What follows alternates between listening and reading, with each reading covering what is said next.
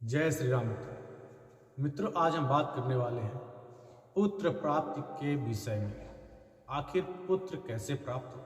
कुछ माता पिता ऐसे होते हैं जिनको कई पुत्रियां हो जाती हैं और पुत्र नहीं होता, और वो बेचारे परेशान हो जाते हैं, मायूस हो जाते हैं। बाद में उनको ऑपरेशन करवाना पड़ता है और उस पुत्र की चाह में 5, 6, 7 बच्चियां यानी पुत्री हो जाती हैं।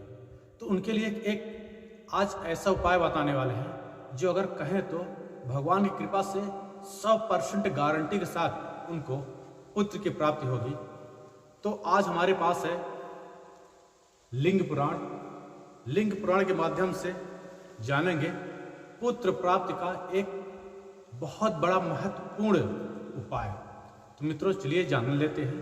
मित्रों जानने से पहले वीडियो को लाइक और सब्सक्राइब जरूर कर लें, और आपसे यह अनुरोध है कि वीडियो को पूरा जरूर देखना, तभी आपको पूरी जानकारी मिल पाएगी।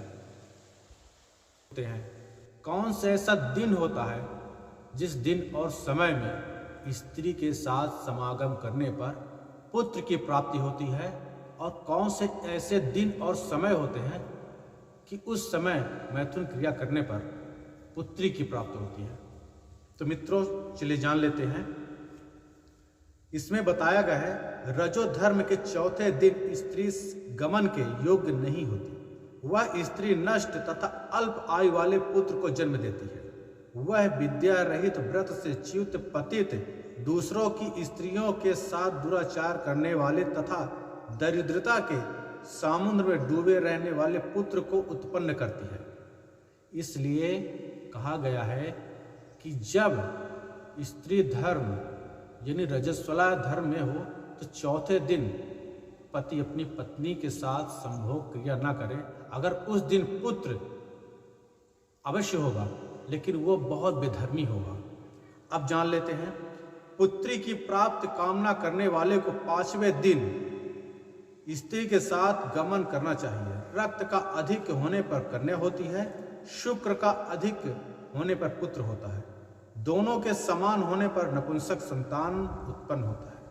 5वें दिन सहवास करने पर कन्या उत्पन्न होती है। अब छठे दिन यदि स्त्री के साथ गमन किया जाए तो वह महाभाग्यशाली स्त्री उत्तम पुरुष को उत्तम पुत्र को जन्म देती है, इसके पुत्र को प्रकट करती है, और वह पैदा हुआ पुत्र महातेजस्वी होता है। मित्रों अब जान लेते हैं 7वें दिन का।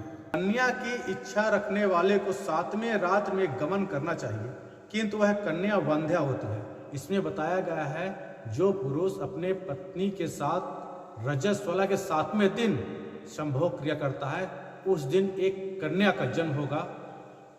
वह कन्या जब बड़ी होगी, उसका विवाह होगा, तो उसको पुत्र नहीं होंगे, वो वंध्या होगी। फिर बताया गया है 8वीं रात में स्त्री सर्वगुण संपन्न पुत्र को जन्म देती है। बताया गया है कि अगर 8वीं रात में आप अपनी पत्नी के साथ संभोग क्रिया करते हैं तो आपको बहुत सुंदर और सुशील पुत्र प्राप्त होगा। फिर बताया गया है कन्या की इच्छा वाले व्यक्ति को 9वीं रात में सहवास करना चाहिए। अगर आपको कन्या चाहिए तो 9वीं रात को आप सहवास कर सकते हैं, उसमें आपको कन्या प्राप्ति होगी। 10वीं रात में संभोग करने पर विद्वान पुत्र उत्पन्न होता है। अगर आप 10वीं रात में पत्नी के साथ संभोग क्रिया करते हैं तो आपको सुंदर पुत्र की प्राप्ति होगी, विद्वान पुत्र होगा जो चारों दिशाओं में उसका यश फैला रहेगा। 11वीं रात में सहवास करने पर वह स्त्री पूर्व की तरह कन्या को जन्म देने वाली होगी। 12वें दिन स्त्री धर्म के ज्ञाता तथा श्रुत स्मृत के धर्म को चलाने वाले पुत्र को उत्पन्न करती है। 12वें दिन भी अगर संभव करते हैं तो पुत्र ही पैदा होगा। 13वीं रात में गमन करने पर मूर्ख तथा वर्ण संस्कार दोष फैलाने वाली कन्या उत्पन्न होगी।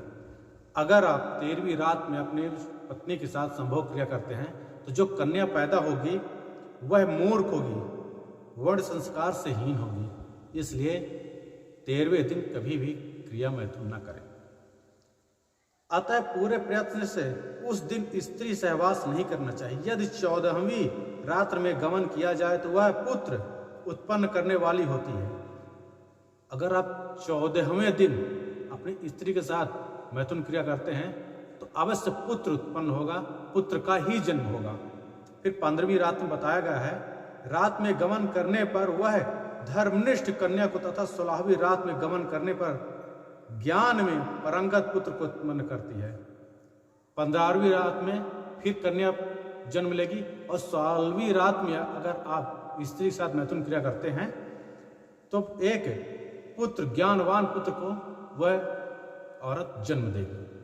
मित्रों, इसमें मूल कारण यह है कि पुराणों में बताया गया कि कोई भी स्त्री पुरुष जब संभोग क्रिया करें तो रजस्वला से 4 दिन छोड़कर, जैसे रजस्वला मासिक धर्म होता है तो 4 दिन छोड़ करके 5वें दिन अगर आप करते हैं तो कन्या, 6ठे दिन करते हैं तो पुत्र, 7वें दिन करते हैं तो कन्या, 8वें दिन करते हैं तो पुत्र, 9वें दिन करते हैं तो कन्या, 10वें दिन करते हैं तो पुत्र, 11वें दिन करते हैं तो फिर कन्या, 12वें दिन करते हैं तो पुत्र, 13वें दिन करते हैं तो फिर कन्या जन्म लेगी, 14वें दिन करते हैं तो फिर पुत्र जन्म लेगा, 15वें दिन करते हैं तो भी कन्या जन्म लेगी और 16वें दिन मैथुन क्रिया करने पर पुत्र की प्राप्ति होती है।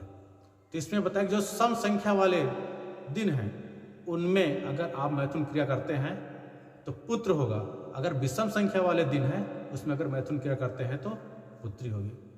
मित्रों, यह वीडियो आपको कैसे लगी कमेंट में जरूर बताएं, लेकिन आप विशेष ध्यान रखें कि यह तिथि के बारे में नहीं बताया गया है, दिन के बारे में बताया गया है। वह तिथि कोई भी हो उससे आपको लेना देना नहीं है, तिथि कोई भी हो, लेकिन सिर्फ आपको दिन देखना है कि जिस दिन आपकी मासिक धर्म हो 4 दिन आप छोड़ दीजिए, 5वें दिन से आप मैथुन क्रिया करिए। लेकिन जो सम संख्या वाली है उसमें अगर आप मैथुन क्रिया करते हैं तो आपको पुत्र की प्राप्ति अवश्य होगी। मित्रों, यह वीडियो आपको कैसे लगी कमेंट में जरूर बताएं। जय श्री राम।